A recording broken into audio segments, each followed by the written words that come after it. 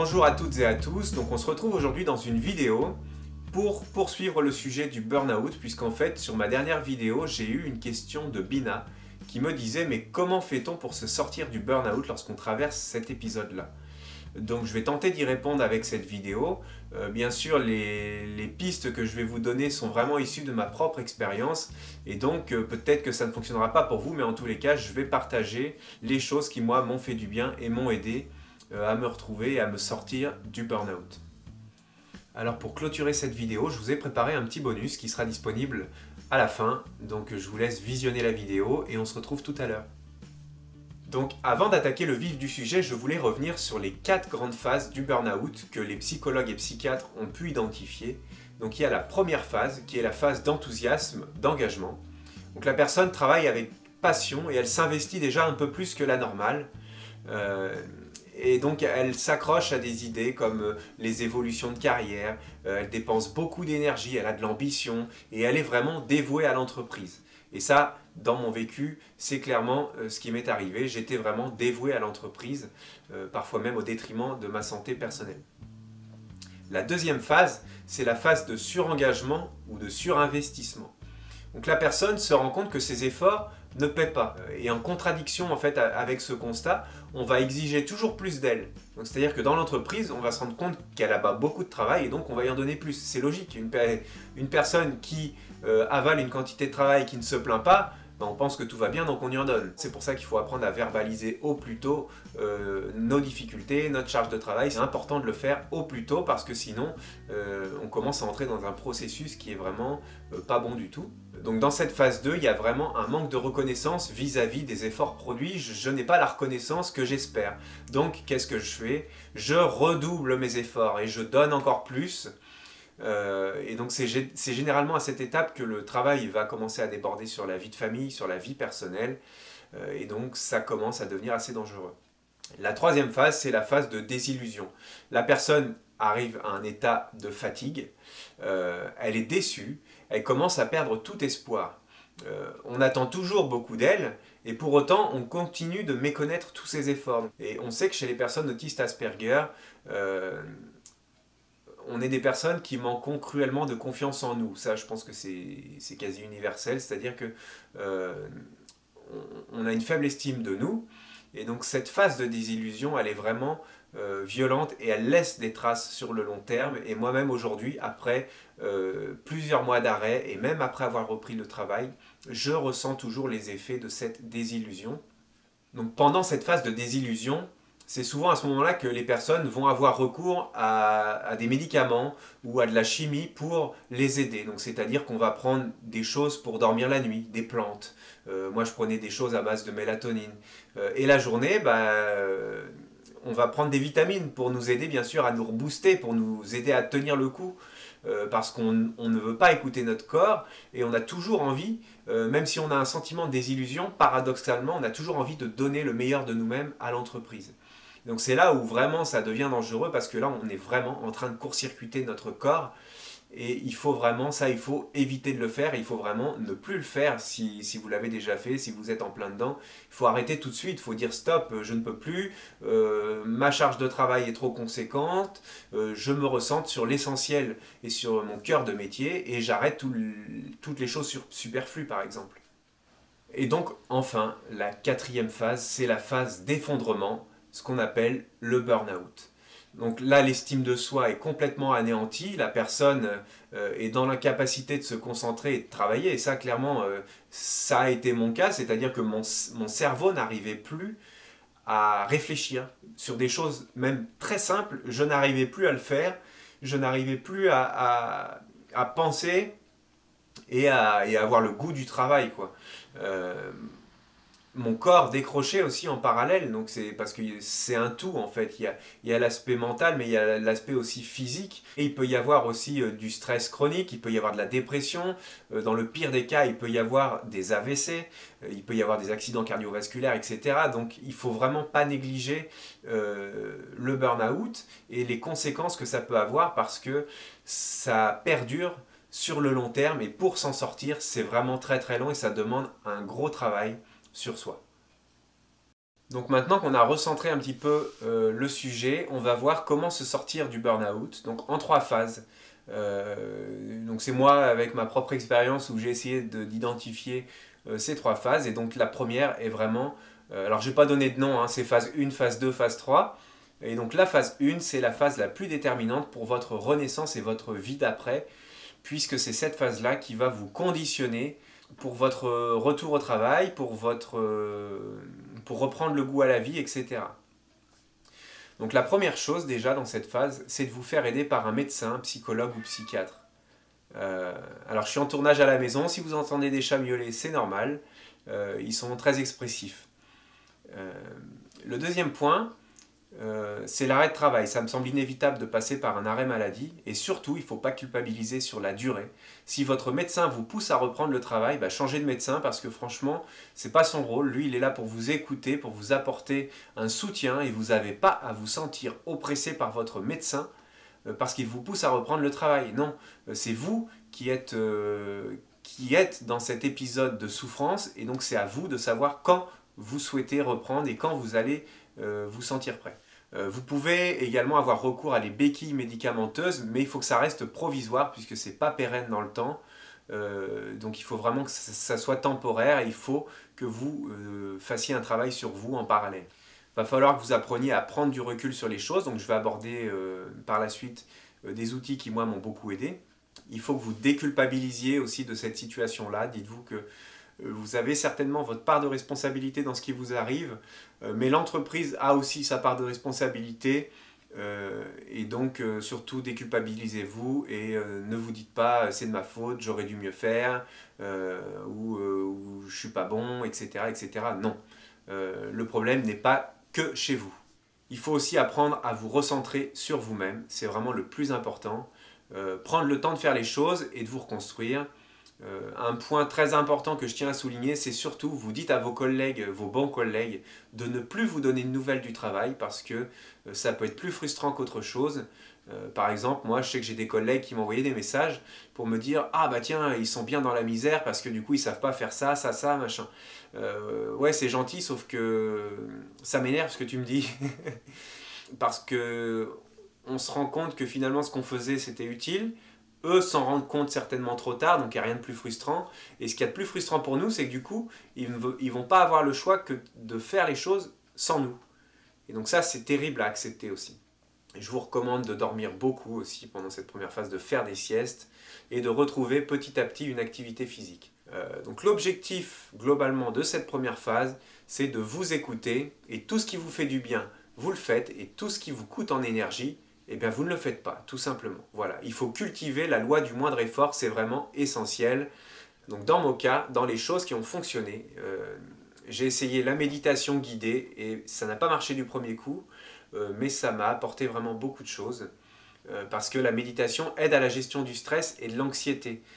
Ça m'a aidé vraiment à me reconnecter avec mon corps et à écouter mes ressentis physiques. Parce que ça, c'est une chose qui me posait vraiment problème, c'était de comprendre et d'écouter mon corps avec mes ressentis physiques. En fait, sur YouTube, vous tapez tout simplement méditation guidée et vous allez trouver des choses intéressantes. Faut en essayer plusieurs, voir celles qui vous inspirent. Moi, j'aimais bien celles avec des sons de la nature, des petits ruisseaux, des oiseaux. Ça, c'est des choses qui m'apaisent.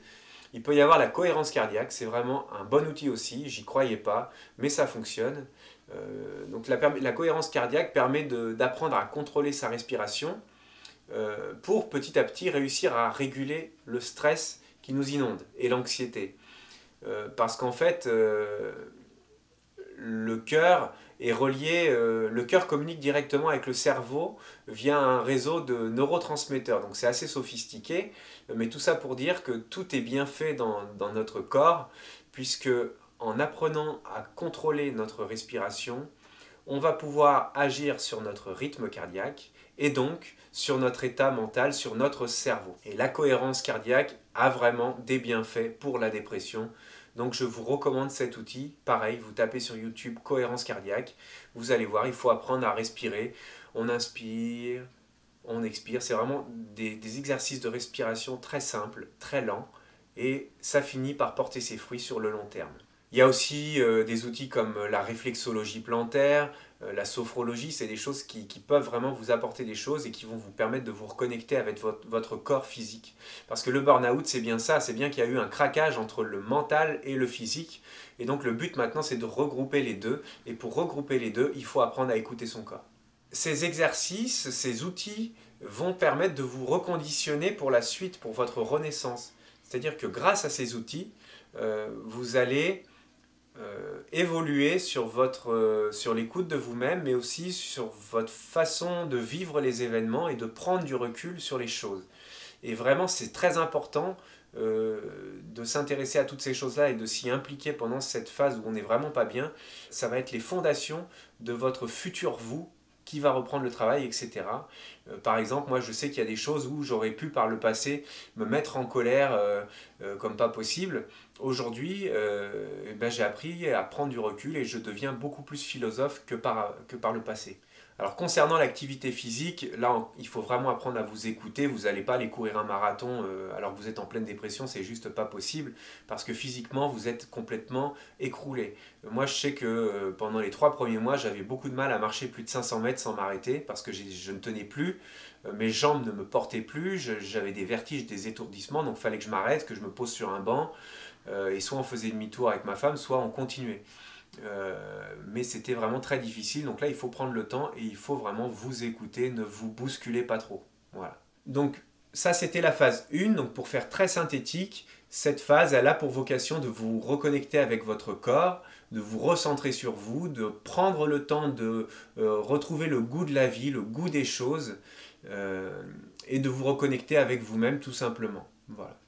Donc la phase 2, c'est une phase qui demande un peu plus d'effort puisqu'il va falloir analyser et comprendre ce qui s'est passé.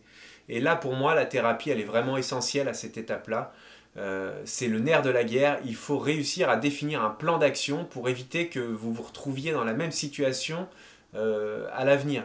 Parce que si vous n'analysez pas le pourquoi vous en êtes arrivé là, si vous ne comprenez pas pourquoi vous en êtes arrivé là, et que vous reprenez le travail, vous allez, à un moment donné ou à un autre, aboutir à la même situation, au même état d'effondrement. Donc c'est important de vous faire aider avec un psychologue ou un psychiatre pour vraiment comprendre. Dans mon cas, je me suis rendu compte qu'au fil des années, je me suis écarté en fait de mon cœur de métier. Donc, parce que j'aimais bien proposer des choses innovantes qui rendaient service aux autres dans l'entreprise, mais au final, ça me mettait moi en difficulté puisque c'était pas mon cœur de métier. Moi, j'avais un métier, j'étais support logiciel, mais en fait, je développais des petits à côté pour rendre des services aux gens, pour que les gens soient contents, et j'avais la capacité d'aider. Donc, moi, je suis quelqu'un d'aidant, donc j'aide. Mais en fait, je me suis mis en difficulté par rapport à ça, donc c'est pour ça qu'il faut apprendre à dire non. Et cette phase 2, elle est très importante pour ça, c'est qu'il va falloir que vous appreniez à vous recentrer sur votre cœur de métier et à dire non à tout ce qui est superflu, tout ce qui n'est pas directement lié à votre travail.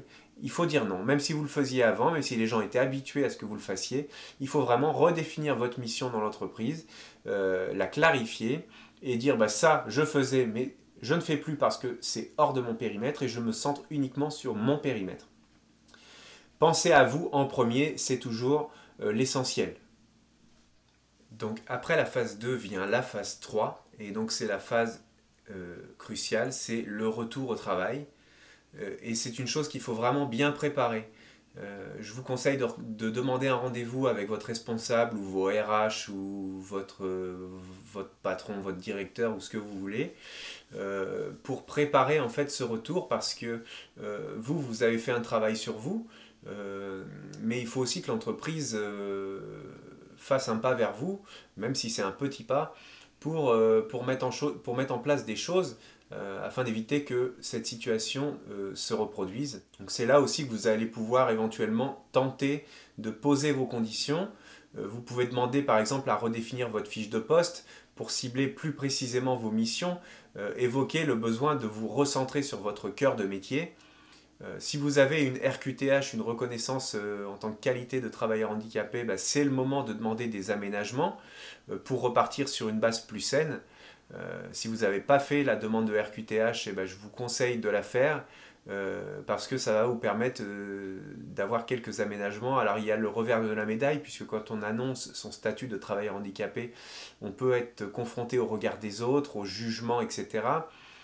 Mais maintenant, il faut aussi se dire que c'est pour vous et que vous faites ces démarches pour vous, et peu importe ce que les autres pensent, il faut voir ce qui pèse dans la balance entre votre bien-être ou vous détruire pour une entreprise. Voilà. Donc personnellement, je vous recommande de reprendre en temps partiel thérapeutique parce que ça permet de reprendre tout en douceur. Car dites-vous qu'en fait, le retour en entreprise va être difficile, quoi qu'il arrive. Même si vous le préparez bien, ça va être difficile. Euh, et ça va être d'autant plus difficile que vous allez vous rendre compte en reprenant le travail que l'entreprise a continué de fonctionner même en votre absence. Donc gardez à l'esprit que nul n'est irremplaçable, nul n'est indispensable. Et comme le disait le psychiatre qui me suivait pendant mon burn-out, vous savez, monsieur Beaulieu, l'excès de zèle, c'est jamais bon au travail. Donc vous allez devoir continuer à travailler sur vous, même après votre prise. Dans mon cas, j'ai encore beaucoup de mal parce que je sais que je peux aider mes collègues, j'ai plein d'idées pour plein de choses, mais ça sort de mon cœur de métier. Et donc je sais que si je le fais, je vais potentiellement me créer une surcharge de travail pour zéro reconnaissance à la clé. Donc au bout d'un moment, il faut peser le pour et le contre. Est-ce que ça vaut le coup que je m'investisse pour certes faire plaisir à quelques collègues, mais derrière sur le long terme, ça ne paiera jamais ou alors est-ce qu'il vaut mieux que je renonce à ça et que je me sente mieux, moins fatigué, moins irritable et que je vive mieux ma vie personnelle. C'est vraiment à vous de faire des choix et de voir où vous voulez mettre le curseur. Mais l'essentiel, c'est de penser à vous et à votre équilibre personnel avant toute chose. Il faut vraiment que vous appreniez à dire non. Dès qu'on vous demande quelque chose ou si on vient vous solliciter, ah bah tiens, tu pourrais pas me rendre un petit service pour ceci, pour cela. Si ça sort de votre cadre de travail, il faut apprendre à dire non. Alors même si c'est frustrant, même si vous avez la compétence, ne vous mettez pas en difficulté et pensez à vous avant toute chose en fait. Donc il faut apprendre à dire non et je sais que c'est très difficile. Il existe même des formations dans les grandes entreprises pour apprendre à dire non. Donc c'est vraiment vous dire à quel point ça peut être compliqué, mais c'est essentiel de savoir le faire. Et enfin, dites-vous que si vous n'arrivez pas à trouver un mode de fonctionnement qui vous va dans votre entreprise, eh bien c'est peut-être le moment de changer de voie, de trouver un autre poste, de changer de milieu professionnel, même si je sais que c'est extrêmement difficile pour les personnes autistes Asperger, c'est peut-être le moment d'y songer. Voilà. Alors en ce qui me concerne, aujourd'hui, j'ai choisi de travailler à temps partiel sur le long terme. Euh, la décision a vraiment été difficile à prendre pour moi. C'est presque un constat d'échec en fait, car je sais que j'ai beaucoup de choses à offrir en entreprise, mais je préfère aujourd'hui garder du temps et de l'énergie pour mes projets personnels plutôt que de muser pour une reconnaissance quasiment inespérée. Là, c'est vraiment un choix très égoïste de ma part, mais on n'a qu'une seule vie. Est-ce qu'il faut la vivre pour s'user en entreprise ou est-ce qu'il faut la vivre pour travailler, gagner un minimum sa vie et faire plein de belles choses à côté du monde professionnel? Moi, j'ai choisi cette voie-là aujourd'hui et jusqu'à maintenant, je ne regrette pas mon choix.